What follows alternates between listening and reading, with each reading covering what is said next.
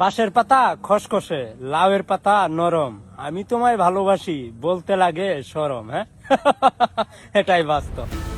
এক লাইন ছন্দ ছাড়া কবিতা, শেষে বিকট এক হাসির পরই এটাই বাস্তব ডায়লগ দিয়ে সোশ্যাল মিডিয়ায় ভাইরাল হওয়া রিপন মিয়া এখন নিজের পরক্রিয়ার বাস্তবতা নিয়ে পড়লেন চরম বিপাকে। সামাজিক যোগাযোগ মাধ্যমে পরিচিত মুখ ও কন্টেন্ট ক্রিয়েটর রিপন মিয়াকে নিয়ে এখন তোলপাড় নেত্রকোনা সদর উপজেলায়। পরক্রিয়ার অভিযোগে তাকে আটকে রেখে স্থানীয়ভাবে সালিশ বৈঠকের খবর ছড়িয়ে পড়েছে সামাজিক যোগাযোগ মাধ্যমে।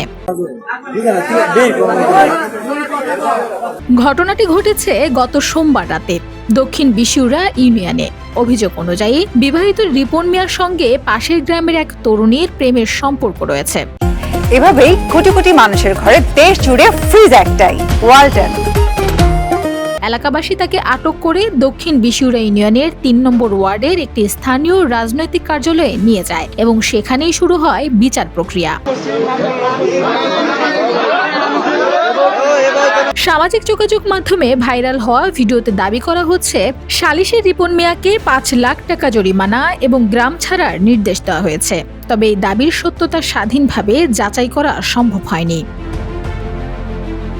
আইন প্রয়োগকারী সংস্থা বা পুলিশের কোনো হস্তক্ষেপ ছাড়াই সম্পূর্ণ স্থানীয়ভাবে এই বিচার প্রক্রিয়া পরিচালিত হয়েছে। এই ঘটনায় প্রশাসনের পক্ষ থেকে এখনো কোনো আনুষ্ঠানিক বক্তব্য মেলেনি।